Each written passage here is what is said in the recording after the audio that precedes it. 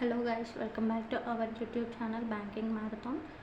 ఈరోజు వీడియోలో వచ్చేసి నిన్న మే 5న డీసీసీబీ అసిస్టెంట్ మేనేజర్ ఎగ్జామ్ కొంతమందికి జరిగింది. అలాగే మిగతా వాళ్ళకి 11న ఉంది ఎగ్జామ్.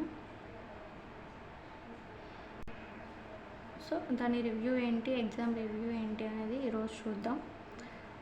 ఫస్ట్ మొత్తం ఏపీలో శ్రీకాకుళం, కర్నూలు, కృష్ణా అండ్ గుంటూరు ఫోర్ డిస్ట్రిక్ట్కి సంబంధించిన డీసీసీబీ అసిస్టెంట్ మేనేజర్ ఎగ్జామ్ అయితే నోటిఫికేషన్ రావడం జరిగింది. సో ఫస్ట్ సెంటర్ గురించి తీసుకుంటే మాత్రం ఫస్ట్ ఏదైనా కూడా మనకి బ్యాంకింగ్ ఎగ్జామ్ అనేది అయాన్ డిజిటల్ జోన్లో మాత్రమే జరుగుతుంది. బట్ ఏంటంటే ఈసారి డీసీసీబీ ఎగ్జామ్ వచ్చేసి ల్యాబ్స్లో, అంటే లైక్ శ్రీధర్ వాళ్ళకి సంబంధించిన ల్యాబ్లో జరిగింది.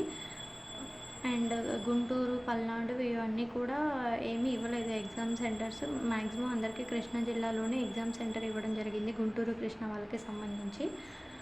సో సెంటర్ దగ్గర కూడా ఫెసిలిటీస్ అనేవి సరిగ్గా లేవని చాలామంది రివ్యూస్ ఇచ్చారు.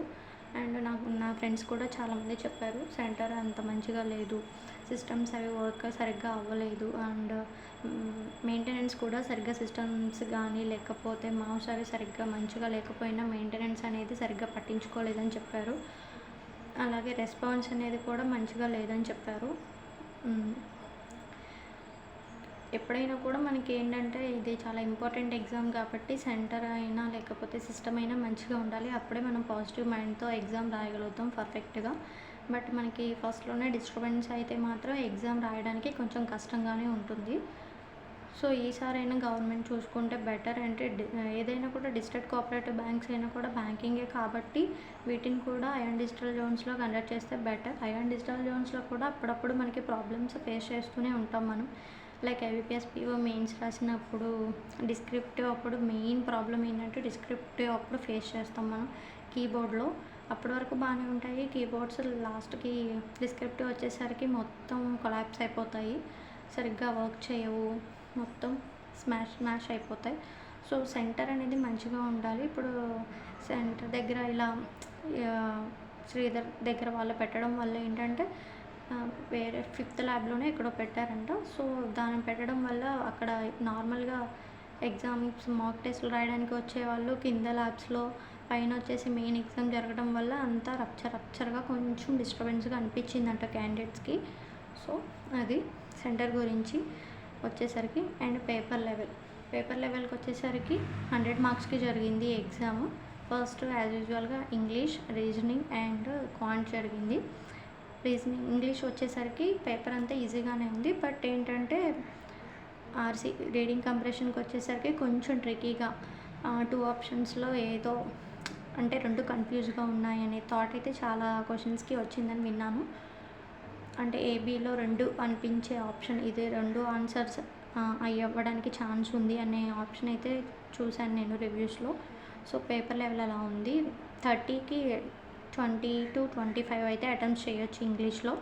అండ్ రీజనింగ్ వచ్చేసరికి అవుట్ ఆఫ్ 35 అంటే చాలా ఈజీగా ఉంది పేపర్ అనేది. So 35 to 35, sorry for the disturbance, 35 to 35 అనేవి రీజనింగ్లో అటెంప్ట్ చేయాలి. లేకపోతే ఇంకా ఎగ్జామ్ రాసినా కూడా నో యూజ్ డీసీసీబీ. ఎందుకంటే మనకి డీసీసీబీ అన్నా లేకపోతే ఏపీ కాప్ అన్నా కూడా పేపర్ లెవెల్ అనేది చాలా ఈజీగా ఇస్తారు. ఎందుకంటే తక్కువ పోస్టులు ఉంటాయి, సెలక్షన్ ప్రాసెస్ కూడా చాలా తక్కువ మందిని తీసుకుంటారు కాబట్టి పేపర్ లెవెల్ అనేది ఈజీగా ఉంటుంది. ఎక్కువ మంది అటెంప్ట్ చేస్తారు వీటికి, అంటే మన డిస్ట్రిక్ట్లోనే కాబట్టి ఎక్కువ మంది అటెంప్ట్ చేస్తారు. సో పేపర్ లెవెల్ అనేది కంపేర్ టు ఐబీపీఎస్తో కంపేర్ చేస్తే బాగానే ఉంటుంది, తక్కువ అంటే ఈజీ లెవెల్లోనే ఉంటుంది. అండ్ క్వాంట్ వచ్చేసరికి కొంచెం ట్రిక్కీగా ఉంది అని విన్నాను. 30 క్వశ్చన్స్ వరకు అటెంప్ట్ చేయొచ్చు అంట. క్వాంట్ వచ్చేసరికి 30 క్వశ్చన్స్ వరకు అటెంప్ట్ చేయొచ్చు. ఓవరాల్ అటెంప్ట్స్ విషయానికి వస్తే అంటే ఇప్పుడు పేపర్ లెవెల్కి వచ్చేసి ఈజీ టు మోడరేట్ అని చెప్పొచ్చు మనం. అండ్ అటెంప్ట్స్ వచ్చేసరికి 80 to 85 అనేది మనకి అటెంప్ట్స్ అయితే చెప్తున్నారు.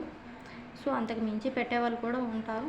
అండ్ తక్కువ పెడితే మాత్రం కొంచెం హోప్ అనేది పెట్టుకోవచ్చు, పెట్టుకోకూడదు ఇంకా మీకే వదిలేస్తున్నాను. ఎందుకంటే మీరు రాశారు కాబట్టి ఎగ్జామ్ మీ అనాలిసిస్ మీకు ఉంటుంది. అంటే ఇక్కడ ఇక్కడ మెయిన్ ఏంటంటే యాక్యురసీ కూడా చాలా ఇంపార్టెంట్ కాబట్టి అది 80 to 85 ఆర్ 90 అటెంప్ట్స్ కూడా చేసిన వాళ్ళు ఉంటారు డీసీసీబీలో. అండ్ కట్ ఆఫ్ విషయానికి వస్తే మనకేంటంటే ఇలా డీసీసీబీ కానీ లేకపోతే ఏపీ కాప్ కానీ వీళ్ళు ఏంటంటే మనకి స్కోర్ కార్డ్ డిస్ప్లే చేయరు, ఓన్లీ రోల్ నెంబర్స్ ఒక్కటే డిస్ప్లే చేస్తారు. ఈ రోల్ నెంబర్స్ డిస్ప్లే చేస్తే అంటే మనం ఇప్పుడు క్వాలిఫై అయితే మన రోల్ నెంబర్ వాళ్ళు చేసిన లిస్ట్లో ఉంటే మనం క్వాలిఫై అయినట్టు. మనకి ఎన్ని మార్క్స్ వచ్చాయి, ఎందులో మనం లాస్ అయ్యాము లేకపోతే ఎందులో నెగిటివ్ అయ్యాయి అనేది మనకి స్కోర్ కార్డ్ ఇస్తేనే తెలుస్తుంది. అది ఏంటంటే వీళ్ళు డీసీసీబీ వాళ్ళు ప్రొవైడ్ చేయరు, ఇంకా మనం వాళ్ళకే వదిలేయాలి అదంతా. సో కట్ ఆఫ్ వచ్చేసరికి 80 ఆ రేంజ్లో ఉంటుందని అనుకుంటున్నాము. ఇంకొక షిఫ్ట్ ఎగ్జామ్ ఉంది కాబట్టి 11th కూడా ఎగ్జామ్ ఉంది కాబట్టి అయిపోయిన తర్వాత మొత్తం ఓవరాల్గా ఐటమ్స్ ఏంటి, కట్ ఆఫ్ ఎలా ఉంటుంది అన్నది ఇంకొకసారి డిస్కస్ చేసుకుందాం. ఈరోజు సెంటర్ గురించి ఇదంతా ఇలా జరిగింది. సో 5th ఎగ్జామ్ జరిగిన వాళ్ళకి, 11th ఎగ్జామ్ జరిగిన వాళ్ళు ఇవన్నీ ఏం మనసులో పెట్టుకోకండి. అన్నిసార్లు ఒకేలా ఉంటుంది అని చెప్పలేము కాబట్టి పీస్ ఆఫ్ మైండ్తో ఉండండి. ఎగ్జామ్ బాగా రాయండి, 100% మీ 100% ఇవ్వండి. మీరు ఎంతైతే ప్రాక్టీస్ చేశారో మీ బెస్ట్ మీరు ఇవ్వండి. తర్వాత రిజల్ట్ అనేది తర్వాత చూసుకుందాం, ప్యానిక్ అవ్వద్దు.